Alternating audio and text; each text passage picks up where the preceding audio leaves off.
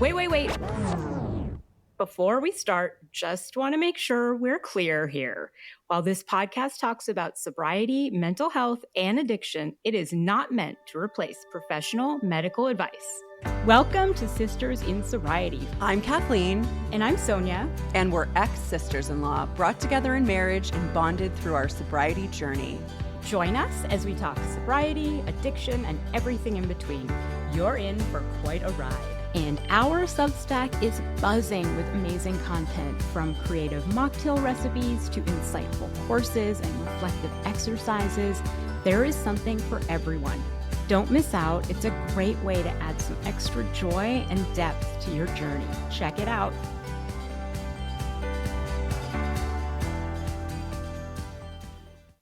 Hi, we're Kathleen and Sonia, and you're listening to Sisters in Sobriety. Thanks for being here. I'm Sonia, and I'm with my sister in sobriety, actually my sister-in-law, Kathleen. Kathleen, how are you doing? I'm really good. How are you? I'm good. You're not here anymore, which sucks, and I miss you guys. Oh, I miss you. And I have new house guests, which are different. I have a teenager here now, a 19-year-old. I mean, barely a teenager. Yeah, barely. Yeah, I know, but it's very different than a 9-year-old. They have different eating habits. I'm sure they do. So today we are talking about the cycle of alcohol use, so unhealthy patterns, cycles of drinking and abstinence, and how to break free of these cycles and reclaim our lives. Our journey through life is often marked by patterns that we inherit or develop, some of which can actually hold us back from realizing our true potential. And breaking these cycles is not just about making a change, it's about setting a new course that leads us to a brighter, more fulfilling future. So in this episode, we will explore what it means to confront your cycle by being mindful of your triggers and making lasting habit changes. So whether you're on a personal journey of transformation, supporting a loved one through their process, or simply curious about the power of change, this episode is definitely for you. All right, Kathleen. So what is a cycle as it relates to a pattern of drinking?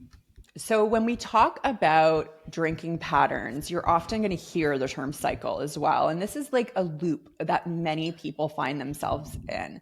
So imagine it starts with someone drinking more than they intended or drinking more frequently than they intended. And after a while, they start noticing it's causing problems in their life. So maybe at work, in their relationships, or with their health.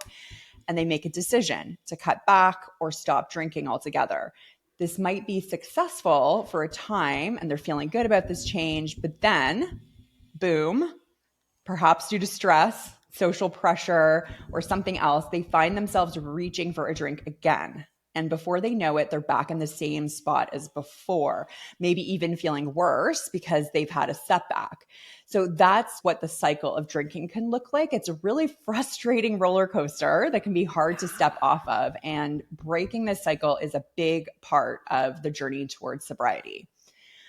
What is cycle breaking as it relates to changing your relationship with alcohol? Yeah, so cycle breaking is really just stopping this pattern of behavior that's so ingrained. And for me, it was in my day-to-day life. My cycle was very short. It was 24 hours. And so when you look at that pattern, you actually might see that you're repeating a similar pattern in other areas of your life. But in alcohol in particular, it's a very well-defined loop, right? It is cue, which is the trigger, leads to a craving, which are the feelings or thoughts associated with the cue or what your brain associates with drinking. The response, what do you do in response to the craving? So the actual action you take, and the reward. So what do you experience, and is it worth the consequences? And if you decide it is, go back into the loop. And so what would cycle breaking mean for our listeners?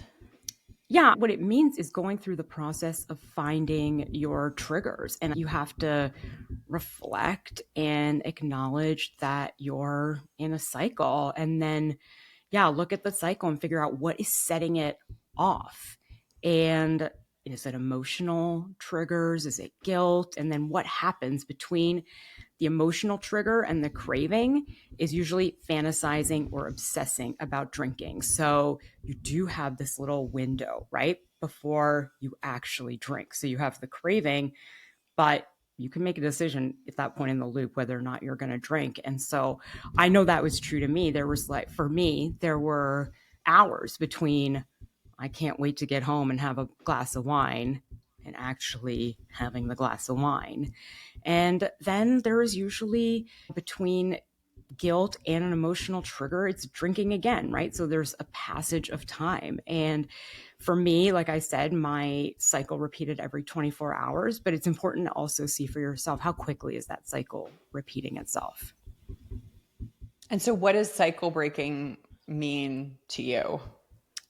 Yeah, I think I never really understood the concept of a trigger. I think I was always under the impression that I just had generalized anxiety. So I had social Mm-hmm. anxiety, emotional stress, work stress, and I had put myself in this category of an anxious or nervous person. And I never stopped to think about my drinking as anything other than this is how I unwind and this is what I do when we socialize. And it was really easy to accept that because you see it all around you, right? Not just with my friends who are also very high functioning and that's what they did to unwind, but you see it in the media. And so, yeah, that is how I had made it acceptable to me. What does it mean to you?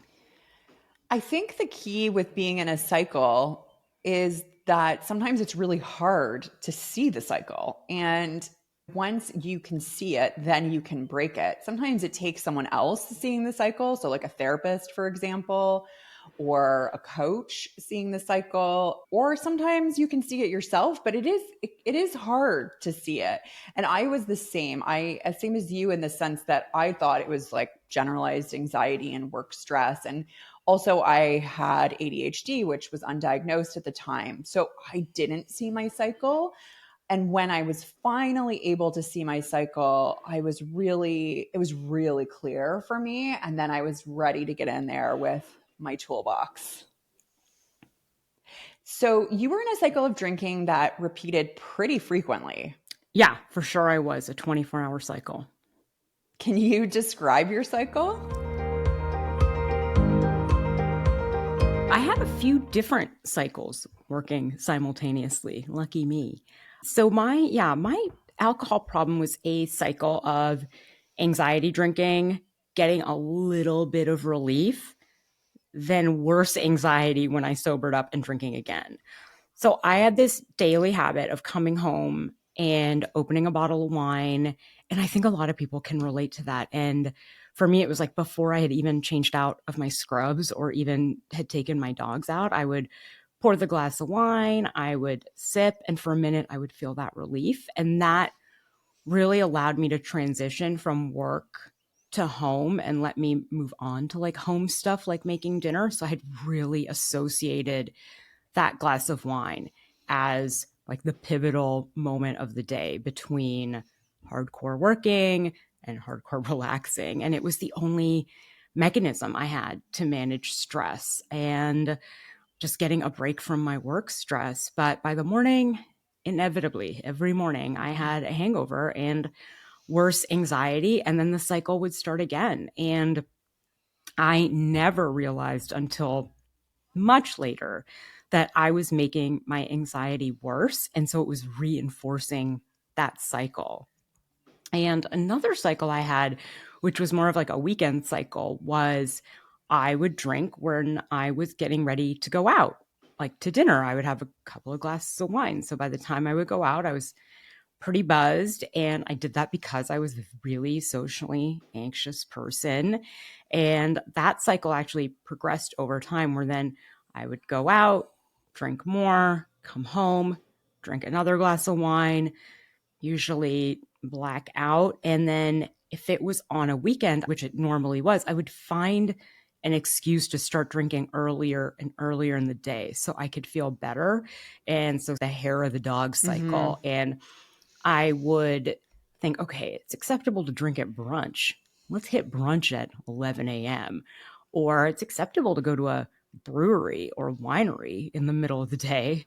So let's do something like that. And so that was another cycle, that social anxiety drinking cycle, hair of the dog, super dangerous cycle that I was stuck in.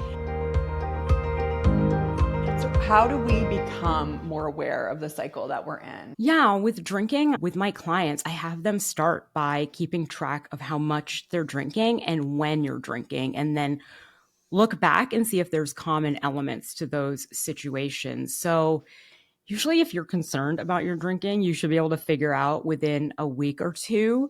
And sometimes what I've noticed is the trigger starts earlier than just like an hour or two before. It could start a couple of days before. And there are other elements, right, that are coming before it. Like, is there some sort of particular work stress? Is there, for example, is there an emotional trigger? Like, did my parents call on a Tuesday and by Thursday night I was Right. spiraling and Yeah. drinking? And so for me, I drink daily, but looking back, there were nights when I drank more and blacked out. And those were usually, for me, preceded by days where I drank too much caffeine or hadn't eaten Yeah. properly. And yes, I had to have a conversation with my parents. Yeah. So, what exercises do you think people can do to be more mindful of their alcohol consumption cycle? Firstly, you've described what keeping a drinking diary basically. So like you can jot down notes in your phone even or in a notebook about how much you're drinking, the time, where you are also, like the environment you're in. And so that can really open up your eyes to your drinking patterns. The other thing that I definitely use in terms of techniques is checking in with your emotions. And yes, I am a therapist. I do check in with emotions. I encourage my clients to check in with emotions. So before you reach for a drink, pause for a moment and ask yourself, how am I feeling right now? Am I stressed? Am I upset? Or just in the mood to celebrate? Understanding your feelings can really be a game changer in how you approach drinking. Then there's mindful drinking, and this is really about being present with your drink. So let's say you are still drinking and maybe you want to cut down or you're moving towards abstinence. Savor each sip. So, meaning when you have let's say it's a glass of wine, you're looking at the glass of wine, you're smelling the wine, you put the wine in your mouth, you taste it there for a moment. Notice how your body is reacting. It's not just about drinking, and it's about really being mindful of the experience. And that can help you understand and also limit potentially how much you're drinking. And lastly, there is the delay and distract technique. And I talk about distraction a lot with my clients from a grief perspective and also from having negative emotions because sometimes there is healthy distraction. Distraction can actually be useful sometimes when used in an appropriate way. So, for example, if you feel like drinking, try waiting it out for about 15 minutes. In that time, do something else. Maybe listen to a song, go for a short walk, or call a friend. And often the urge to drink might just fade away. So, these aren't strategies that will make huge changes overnight, but they're about becoming more aware of your habits and then gently steering them in a healthier direction. How do personal triggers vary from person to person? And what are some common examples? Yes, I think the details of everyone's triggers are different, but I find that they fall really broadly into a few categories. And those are boredom, Mm-hmm. stress or anxiety, Yeah. sadness, sometimes even any sort of pain like physical Yeah. pain, exhaustion or tiredness, and social anxiety and nervousness. And I think looking back, I had a cycle for all of those triggers. I really thought I was never bored, but I think my cycle was probably I was too tired to do anything else that I thought was meaningful. When you're too tired to like pick up a book and read. Yes, I do, Sonia. And I do know that. yeah, and so in those cases, I would have Yeah. drank. So Yeah. it's like a combination of like exhausted, boredom, like can't do anything else. So that was really, yeah, there's so many cycles that I had. Mm-hmm, mm-hmm. And in your experience, what misconceptions do people often have about triggers in the cycle of addiction? Yeah, this comes up a lot for me in that people think that they are smarter than their Uh-huh. triggers and that they are in control and that they are making conscious decisions. It may seem like I'm going to open this bottle of wine. You're not like unconscious. You're not like passed out and then you wake up and there's a bottle of wine open. But I think that the cycle that is most difficult to identify is when it ends in periods of abstinence followed by a slow descent into regular Mm-hmm. drinking. So I find this a lot in people that they will go a month, a week without drinking, and then they'll have one drink one day. It won't get out of control. But by a few weeks later, you're drinking a few drinks every night and you Mm-hmm. start that cycle again where you're like, okay, I'm not going to drink. And so I notice a lot of people seem to have a time period for this that they don't even realize until we really start tracking it. And so they'll say, yeah, you know what? Around that 60-day mark, I start telling myself I can just have one. So I would call this like the just have one Mm-hmm. cycle. And you really think that there is a moment in that cycle that you're giving yourself permission to have a Yeah. drink. And I think it's good to normalize thinking about drinking. It's normal. I've been sober for almost 7 years and I still once in a while think I can probably just have a Mm-hmm. drink. I don't think the world would implode if I had a drink. But in my case, I break that cycle by playing the tape forward. So I really try to dig deep and be realistic about a month from now, what would it look like if I had a drink Mm-hmm. today? That requires you to be super honest with yourself. And I think it's really important to remind yourself of your why in these moments. And so yeah, it is hard sometimes, even for me, when I think, well, I can have a drink. I'm in control. I talk about this all the time. Like, I'll know if I want to drink the next day, I won't let myself. But that's when the cycle has already kicked in. And also, what's the trigger for the I can have just one? Is it, and this happens to me, did you see a couple out to dinner sharing a bottle of wine? Right. Did you feel a particular type of stress? And so, yeah, and then there's another possibility with this pattern, which I think is really dangerous, is you have the period of abstinence and then you end up binging or Yeah. drinking more than you ever did in that period before the abstinence. And I think that's a really dangerous cycle because I think that can progress much more easily out of your control. Yeah, and I think that relates to addiction, obviously beyond a lot of what we're talking about today relates to addictions beyond drinking. We've seen it. It could be sugar. Uh-huh. It could be gambling. It could be sex. These cycles are just so ingrained. I think they really relate to so many things in our lives. And usually we have problems or have issues with more than one thing, right? So alcohol may be, for me, my biggest problem, but I have other cycles. Yeah, we were talking about this a little bit last week as we were planning this episode because as a couples therapist, all I see are cycles, right? Yeah. I just see cycle after cycle after cycle. And one of the most powerful things when I'm working with a couple is when they see their cycle. Oh my gosh. And so it's the same thing in a sense. That emotional cycle can also become addictive. It can become habitual, just like an addiction to a substance can become a habitual, right?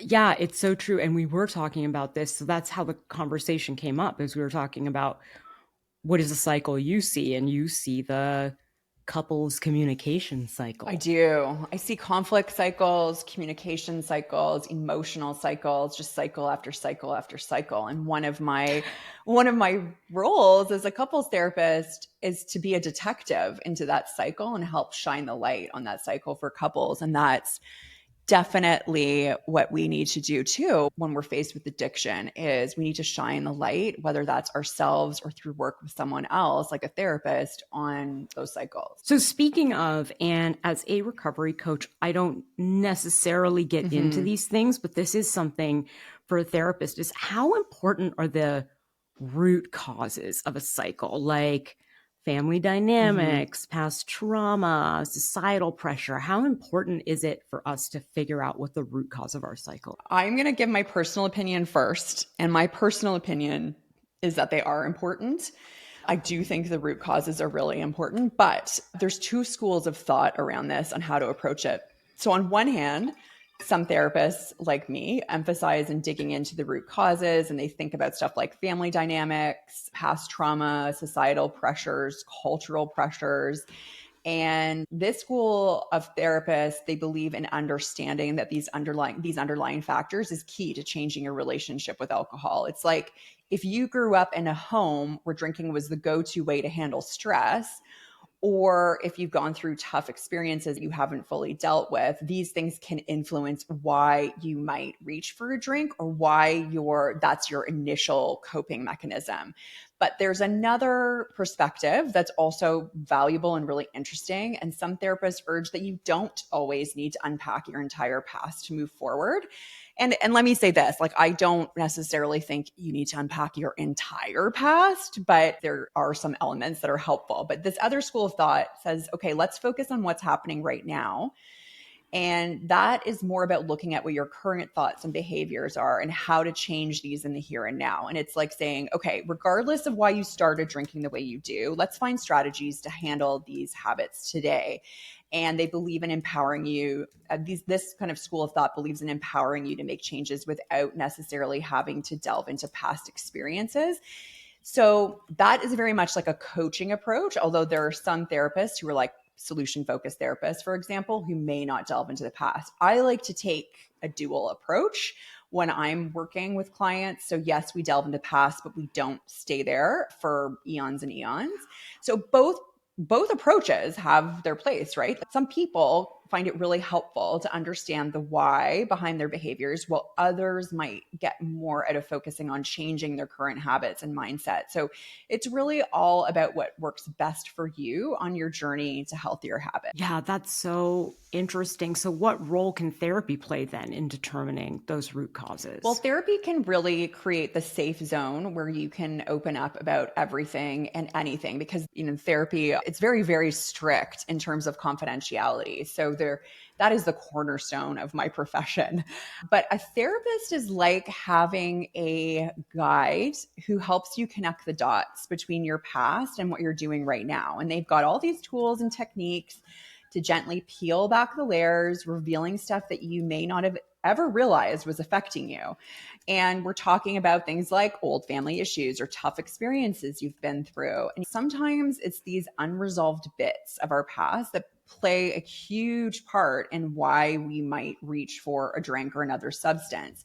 And therapy isn't just about talking. It's about uncovering, understanding, and then learning new ways to cope. And it gives you this amazing clarity about why you do what you do. And with that understanding, you can make real changes. So, for example, you and I, we both see a therapist, and different ones, by the way. That would be not ethical in any world if we saw the same therapist. Unless we were in couples therapy. Which we probably could be. According to my therapist, we could be. I know. We're a little meshed, everybody. But we talk about when we sort of debrief, not on every therapy session, for sure not, but we'll be like, oh, I connected these dots in therapy, and this is why I'd been doing that, or this really resonated with me. So it is like detective work. Yeah, it's so true. And so you must have gone through a period of doing this in your own life, right? And in your own substance abuse cycle. My cycle changed very much. So it started out, my trigger was very much environmental and in terms of what my friends were doing in terms of my drug use. So at first it was with a certain group of friends in certain places, usually bars or clubs. So We were talking just before we recorded this, and I felt like I was a bit of the ringleader of my group of friends, in the sense that I would always have the plan for the weekend, and I would gather this, group of people together, and we would go out. And so that was my trigger. So the cycle went like this: go out, do drugs, feel like crap, pretty much sleep the whole next day because I was up all night, and then promised myself no more drugs. So that was the cycle then. And then it switched. So it evolved, and the cycle became something to help manage my life. So stress, anxiety, chaos in my mind, because what I didn't understand is that I had ADHD. And so when I used cocaine, I was laser focused. I was actually able to calm my brain, which did the opposite for me, which it does for most people who don't have ADHD. And so then the drugs had a more frequent trigger, and the trigger was chaos in my mind equals drugs to quiet the mind, then shame, then hiding, then guilt, then promising I won't do it again, and then rinse and repeat. So I know we talked about reflecting and acknowledging the problem is the first step in breaking the cycle. So what are the next steps? So you've taken that big first step and admitted there's an issue, a problem. So, right, what comes next? Well, it's about getting down to the details of your triggers and what urged you to drink. And you mentioned that more at the top of this episode, is that drinking journal. So that is really important to understand what your triggers are. And it can be stress in certain people, or sadness, like you mentioned, boredom, all those things. So knowing that is key to making changes. And then I really believe it's super important to have people around you who know what you're going through. And that could be therapy or support groups like Everbloom, or just friends and family that you really, really, really trust. And there you can be your cheerleaders and sounding board. So next, coping strategies. So if drinking was your go-to for dealing with life's ups and downs, you have to find new, healthier ways to cope. And that could be anything from coloring, painting, yoga, making wreaths, as we talked about, or going for a run, exercising, and then setting goals is also a big one. So a goal might be to cut back gradually, or aiming for total sobriety. It gives you something clear to work towards. And then slips can happen, right? So it's about where can you grow from those slips? Yes, there might need to be lifestyle changes. In my case, I could not continue to go out to those clubs and bars. And actually, I really stepped back from that group of friends because it was very much triggering, and that's what we did. And so there might need to be lifestyle changes. And then there's also working on some of maybe your past emotional or psychological issues. So everyone's path is different, and it's really about finding out what works best for you. What about you? What helped you the most in breaking the cycle?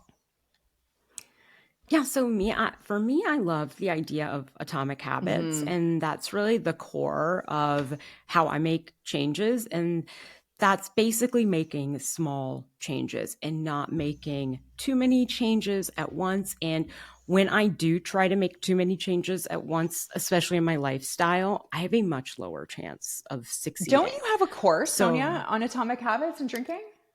I do, yeah, the atomic habits to quit drinking. And so what we talk about is trying to break or develop too many habits at once Right. is really tough. And I always say that you can't quit drinking, become a vegan, start training for a marathon all at the same time. And so you can do little Yeah. things, right? Towards each thing. But yeah, so that I feel like for me, and I still have to stop myself because I get really excited about things. I'm like, well, then I could do this, and then I could do this. And then it's like, okay, let's just start with something small. Yeah. And that's my approach. I like to say, and I say this to clients, what is a small promise you can keep to yourself every day?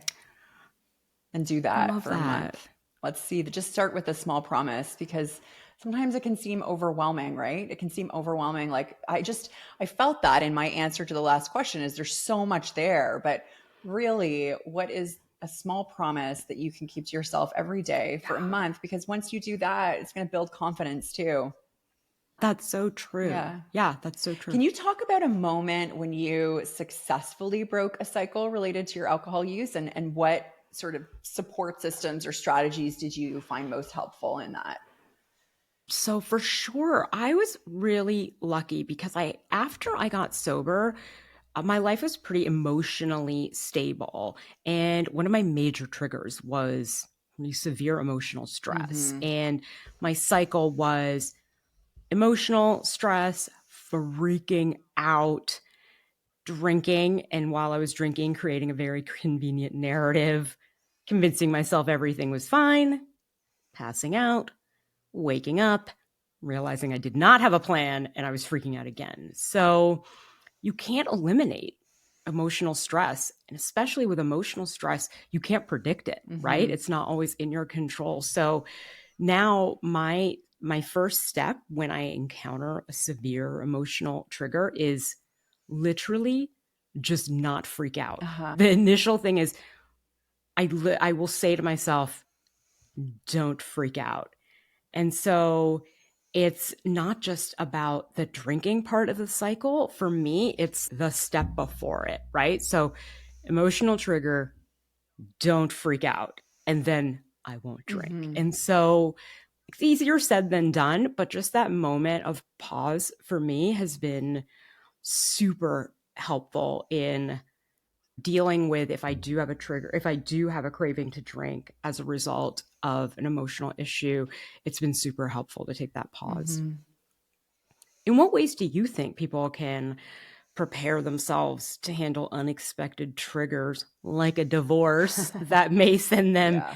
into a cycle, especially during early recovery? Well, I know you love a plan, and I would say having a game plan for sure. I mean, you can think of it like this is like a break in case of emergency kit. And what will you do if you suddenly feel the urge to drink? So this can be calling a friend, going for a walk, practicing some deep breathing. It's like about having a go-to action that is already ready to go once you have that trigger. And then the next thing is to really build up self awareness. So the more tuned in you are with your feelings and reactions, the better you can catch those triggers early. It's like being your own emotional detective. So don't underestimate the power of a support network. Surround yourself with people who understand what you're going through and who you can reach out to when things get tough. Taking care of yourself is key, and that's self-care, which we've talked about in previous episodes. So that is important too, to be able to handle unexpected triggers. That means getting enough sleep, eating right, maybe throwing some exercise into the mix. For you, Sonia, like I know because I was with you a lot of that time when you were going through your divorce, you had to double down on your self-care. You still do. You do double down on that. You're Mm-hmm. very, very strict about it in a way that I really admire. Like even when we were staying with you last week, you were flexible. And I mean, it does help that we share kind of the same schedule, but your self-care was really important. You still worked out. You still went to bed. You still ate well. That was all in place. So I just having guests didn't necessarily throw that off. And then the last thing I'll say on this, and there's much more to cover, but is cut yourself some slack. Like recovery is so tough and it's okay not to handle every trigger perfectly. What matters is learning from each experience and moving forward. And it is all part of the journey. Can you discuss the importance of routine and structure in your recovery journey? Yeah. So thanks for describing my routine Yeah. and structure. And so, yeah, it's so true. And again, I have guests this week that are sleeping still, and I'm up Mm-hmm. and doing this podcast. So yeah, I don't let people interfere too much with my routine. I still have some like basic things that I make sure I do. And so I am really into that idea of atomic habits. So small changes over time leading to big results. And a huge part of that is structure and routine. And so, yeah, I do have a course on our Substack about the atomic habits to quit drinking. And the most interesting concept that when I was researching it, I found is the concept of habit stacking. So, our association for multiple habits. So, coming home, pouring a glass of wine, putting down your bag, making dinner, all of those are stacked. You're associating them with each other. So if we want to replace the habit of pouring a glass of wine with something, then we have to change what we're doing before also. So we want to change it with a walk. And so a lot of people do that. They change the glass of wine with a walk. So instead, come home, they change into their workout stuff. They put their sneakers on. They go for a walk. And I think also a planned snack, which I think for drinking, and we spoke Yeah. to a nutritionist last week. I think that is really helpful because I think some of us don't realize it, but our habit is to use alcohol to satiate our For hunger sure. when we get home. And so, yeah, over time, then that one habit, right, of coming down and putting your bag down, you will start to associate with another habit, which is not pouring a glass of wine. And then again, with social situations, there are other habits you can develop. And so my habit before I go out is usually that I get ready early and then I sit down, hang out with my dogs, and have a mocktail. And so it replaced that hour before going out where I used to sit around and I drink also wine. noticed you love a good Friday night mocktail. I do. It's part of I your Friday do. night ritual. You're like, woohoo, Friday mocktails, everybody. So I was telling my other niece and sister-in-law here, and I was like, just wait till 5 o'clock on Yeah. Friday, because my 9-year-old niece, your daughter, and I, you were working on your notes and it was 5 o'clock and I was just like screaming. I was like, it's 5 o'clock on Friday. And I have these really cute coupe glasses and I poured her a mocktail and it was so cute because she was holding it with both hands and she was just like a chalice. And I was like, do you want a different glass? And she was like, no. Yeah. And I was like, that's my girl, because she understands the importance of the ritual. She's like holding it. You're right. Like it was like a bird bath or something for her. It Yeah. was a bird bath. It was so cute. Yeah. And she knew it was Friday night, I'll tell you that.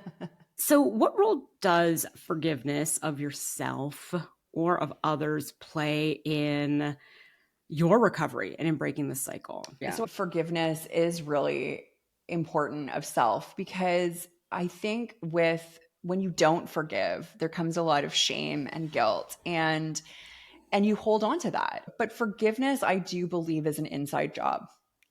You don't necessarily need someone else's forgiveness in order to move forward, but you do need your self forgiveness. Sure, would it be nice if you've caused someone pain and they've said they forgive you? Sure. But if they don't, do you just keep on drinking? Do you just keep living the life you're living, or do you make a different choice?